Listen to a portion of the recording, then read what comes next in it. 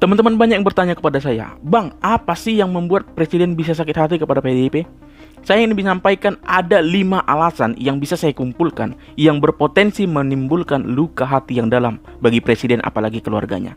Yang pertama, saat Presiden diisukan sebagai boneka partai oleh lawan politiknya ketika Pilpres 2014 dan 2019, justru PDIP yang adalah partai pengusung bukannya melindungi nama baik Presiden, malah ngejorokin dengan cara seperti ini. Saya punya tanda tangannya Pak Jokowi. Dia adalah petugas partai. Pak Jokowi gue udah ngono lho, mentang-mentang. Lah iya, padahal Pak Jokowi kalau nggak ada PDI Perjuangan juga aduh kasihan dah. Yang kedua, saat Presiden ingin menimbulkan kepercayaan publik kepada pemerintahnya dengan merencanakan kabinetnya akan diisi oleh setengah dari kalangan profesional non-partai, sehingga kemudian Presiden melobi PDIP untuk jatah menterinya hanya 4. PDIP nggak mau dan menolak dengan cara ini. Tidak mau.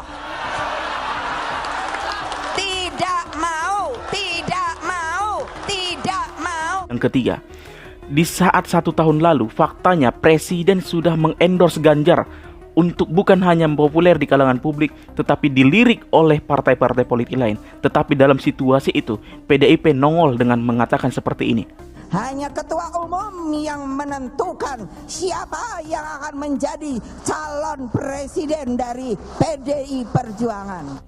Yang keempat, saat Presiden sudah mempersiapkan Piala Dunia dengan sangat matang dan mengharap Piala Dunia bisa berjalan dengan sukses, PDIP memunculkan Ganjar dengan narasi penolakan terhadap Israel yang merupakan salah satu kandidat di dalam pegelaran sepak bola Piala Dunia tersebut. Pak Koster, Pak Ganjar, dan juga kader-kader PD Perjuangan yang lain telah menunjukkan sikapnya yang kokoh secara ideologis.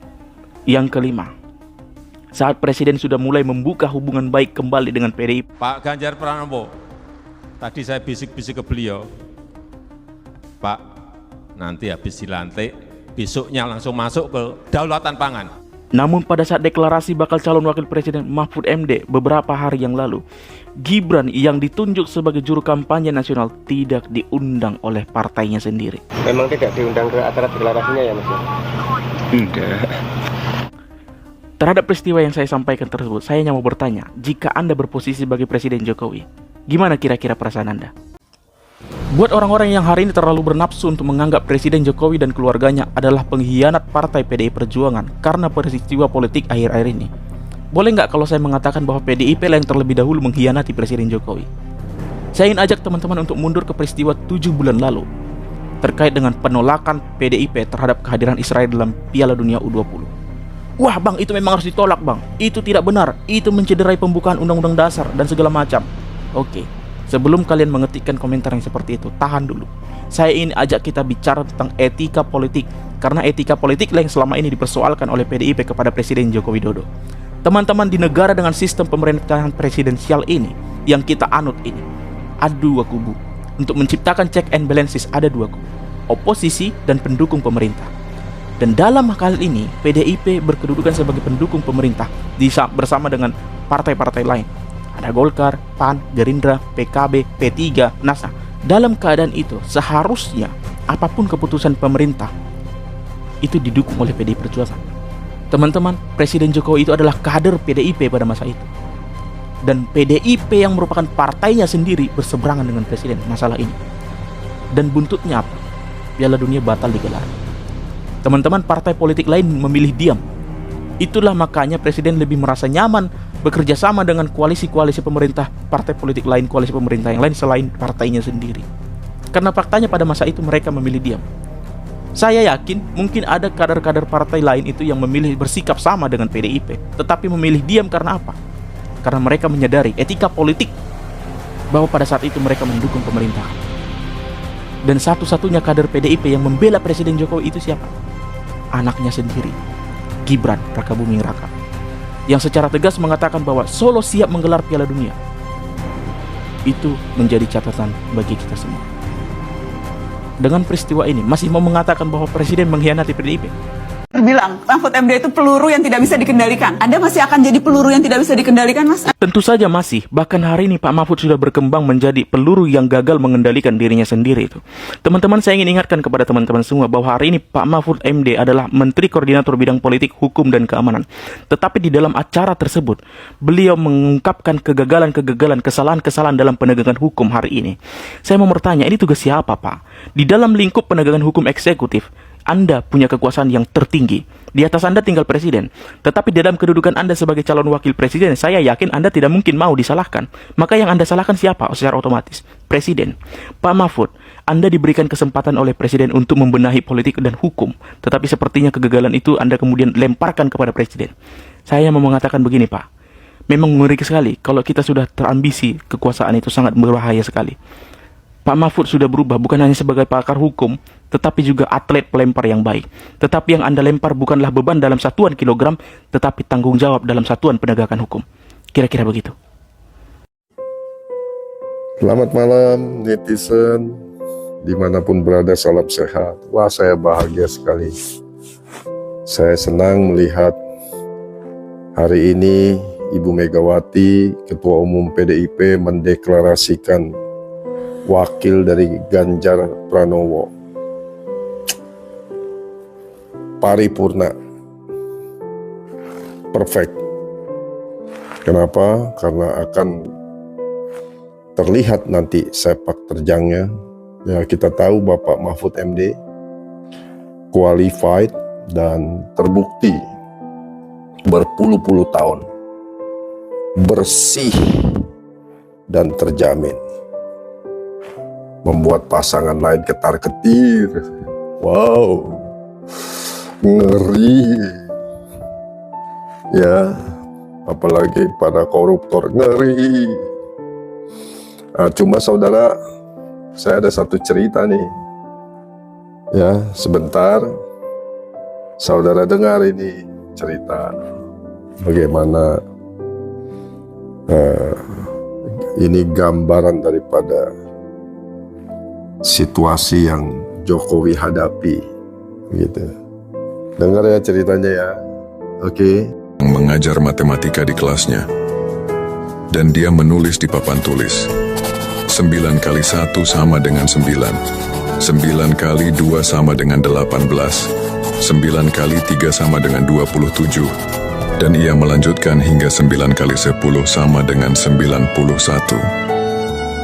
Murid di kelas tersebut tertawa terbahak-bahak karena Einstein membuat kesalahan, dan jawaban yang benar untuk 9 kali 10 jelas 90 bukan 91. Dari kejadian tersebut para siswa mulai mengolok-ngoloknya. Einstein saat itu menunggu sampai semua murid menjadi diam dan berkata, meskipun saya telah menganalisis 9 masalah dengan benar, tak seorang pun yang mengucapkan selamat kepadaku. Tetapi ketika saya membuat satu kesalahan kecil, maka semua orang mulai menertawainya. Ini artinya bahwa meskipun seseorang sukses, orang lain akan memperhatikan dan mencari kesalahan kecil itu. Satu kesalahan kecil saja dapat menjadi pengingat hari ini untukmu. Dapat disimpulkan bahwa kesalahan merupakan bagian dari proses untuk mencapai kesuksesan. Karena seperti yang pernah dikatakan oleh Einstein, satu-satunya orang yang tidak pernah membuat kesalahan adalah seseorang yang tidak melakukan apa-apa. Nah, setelah saudara lihat video bagaimana Albert Einstein diketawain, ya, memberikan suatu contoh ketika seseorang melakukan kesalahan satu kali, 90 keberhasilan tidak dilihat. Ya, hari-hari ini kita lihat para buzzer kecewa, pemilik podcast yang mengagumi Jokowi kecewa, mulai kata-kata negatif keluar. Ya, makanya kalau mencintai orang jangan seperti cinta monyet. Ya, harus secara dewasa. Ya, Anda pikir gampang jadi Jokowi? Ya, setiap tindakannya dia pikirkan apakah dia itu dewa. Ya dia manusia. Manusia sumbernya hilang. Sepak terjangnya Jokowi saya sudah lihat. Ya, selama belasan tahun, puluhan tahun. Ya, data empiris menunjukkan dia orang yang baik. Pelayanannya tidak perlu diragukan lagi. Tetapi dia juga memikirkan agar persatuan tetap terwujud. Jadi isu tentang Gibran ya masuk menjadi cawapres Prabowo, buat saya itu hampir mustahil dan tidak mungkin itu dilakukan oleh Jokowi. Ya. Dan kalaupun itu dilakukan, dia akan menjelaskannya. Saya percaya Jokowi tahu apa yang terbaik buat bangsa ini. Bukan cuma menyenangkan segelintir orang. Apalagi para basar yang hari ini kecewa. Ya, atau mungkin sudah pindah bos. Ya, sudah ada yang mulai ganti yang membayarnya. Ya. Akhirnya saya melihat, oh, rata-rata memang ya para pemburu rupiah juga akhirnya. UUD, ujung-ujungnya duit. Saya tetap dukung Jokowi sampai dia lengser nanti melepaskan jabatannya dan menyerahkannya kepada Ganjar Pranowo. Oke.